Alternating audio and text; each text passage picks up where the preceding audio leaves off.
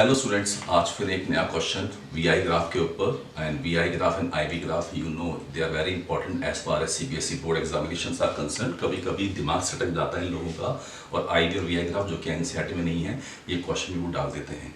तो हमें हर चीज़ के लिए प्रिपेयर रहना होगा, ठीक है। तो VI graph of two materials A and B is given. Question पढ़ लें आप। VI graph for two wires A and B are shown in the figure. दो हैं कोई कंडक्टर्स, ये दोनों हो सकता है कॉपर का हो, एक एल्यूमिनियम का हो, ठीक है।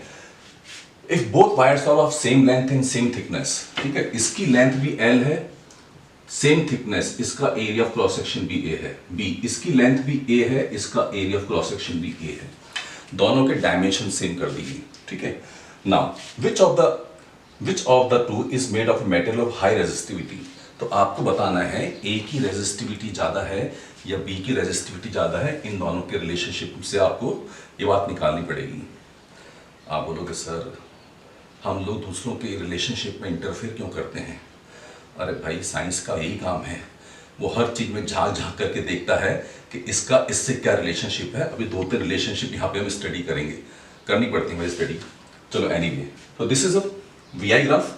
तो पहले देखते हैं, हमें पता है इसका। आप बी ग्राफ के ऊपर आ जाएं, आप बी ग्राफ के ऊपर आ जाएं, ठीक है। इसको मैं हटा देता हूँ, दिस इज एल ए। पहले देखते हैं, जब v y एक्सिस के ऊपर है, this is y axis, v जगह y एक्सिस पे है और I x एक्सिस पे है, तो स्लोप का, this is slope tan theta, ठीक है। इस स्लोप से हम रेजिस्टेंस का क्या रिलेशनशिप निकालेंगे, फिर रिलेशनशिप आ गई एनीवे, ठीक है। तो ये वैल्यू जो है, ये वैल्यू करंट की वैल्यू है, ठीक है। This is the value of current. Base जो है इस ट्राइंगल का, इस ट्राइंगल की बात कर रहा हूं, ठीक है। इस ट्राइंगल का जो बेस है, दिस इज करंट, ये करंट की वैल्यू है। और जब हम यहां से ऊपर जाएंगे बी तक पहुंचने के लिए, तो ये v की वैल्यू है। तो स्लोप इज डिफाइंड बाय, मैं इस ट्राइंगल की बात कर रहा हूं जिसको मैंने शेड किया है, इस पे कॉन्सेंट्रेट करें। Slope is tan theta, tan theta is perpendicular upon base. Perpendicular v की वैल्यू है क्योंकि y एक्सिस के पैरेलल है। मेरे पुराने वाले वीडियोस देख सकते हैं आप, उसमें मैंने ये अच्छी तरह से एक्सप्लेन किया हुआ है। Perpendicular is the value of v। Base में करंट आ रहा है, करंट की वैल्यू है, we know that V is equal to IR, Ohm's law. Current flowing in a conductor is directly proportional to the applied potential difference, ठीक है। V is equal to IR, तो V की value हमने put की यहाँ पे IR, और नीचे I आ गया, I से I कैंसिल। तो यहां से हमें स्लोप का और रेजिस्टेंस का रिलेशन मिल रहा है। Slope is equal to resistance, और you can say resistance is equal to slope, or you can say resistance is directly proportional to slope. तो when V is on y axis and I is on x axis, ठीक है, इसमें particular case की बात कर रहा हूं, resistance slope के प्रोपोर्शनल है। स्लोप किसका ज्यादा है? इसका स्लोप कम है with respect to x axis, ये स्लोप ज्यादा हुआ, ये स्लोप कम है। ऐसे स्लोप बढ़ता है, इंक्रीज होता है with respect to x axis जो एंगल है, ठीक है। ऐसे स्लोप कम होता है with respect to x axis, angle कम होता जा रहा है। I hope you are getting it, ठीक है।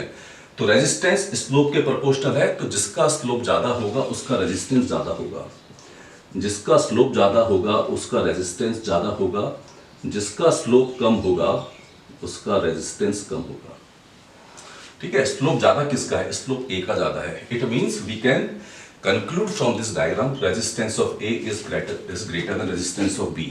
तो यहां पे आप लिखें, जो स्लोप है A का ज्यादा है, slope of A is greater than slope of B, तो resistance of A is greater than resistance of B। यहां तक पहुंच गए हम लोग। हर वीडियो के अंदर ये कहानी दोहरानी पड़ती है, बट क्या करें, करनी पड़ेगी, ठीक है। तो resistance of A is greater than resistance of B। जब भी V y एक्सिस पे होगा, I एक्सिस पे, I आपका x एक्सिस पे होगा, तो जिसका स्लोप ज्यादा होगा उसका रेजिस्टेंस ज्यादा, जिसका स्लोप कम होगा उसका रेजिस्टेंस कम। रेजिस्टेंस तक तो पहुंच गए। पूछा क्या है, देखते हैं। पूछ है रेजिस्टिविटी के बारे में रहा है, रेजिस्टेंस तक तो पहुंच गए, पूछ रेजिस्टिविटी के बारे में रहा है, तो इसका मतलब रेजिस्टेंस का रेजिस्टिविटी से रिलेशन। आप बोलोगे सर रिलेशनशिप पे आ गया, आप दूसरों के रिलेशनशिप पे आप इंटरफेयर बहुत करते हो। मेरा कोई इंटरेस्ट नहीं है किसी के रिलेशनशिप में इंटरेस्ट करने का, लेकिन फिजिक्स है, पढ़ना पड़ेगा, ठीक है।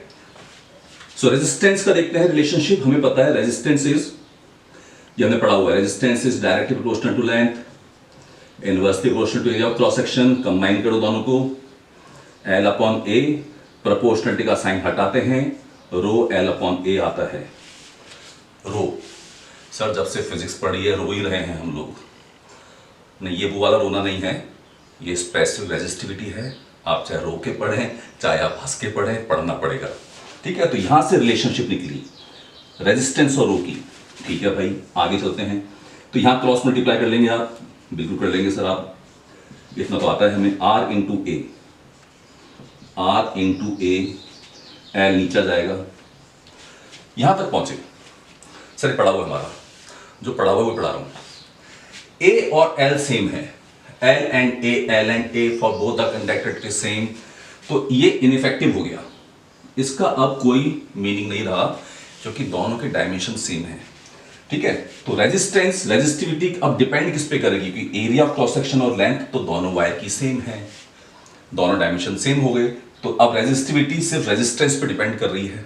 ठीक है, तो resistivity is directly proportional to resistance.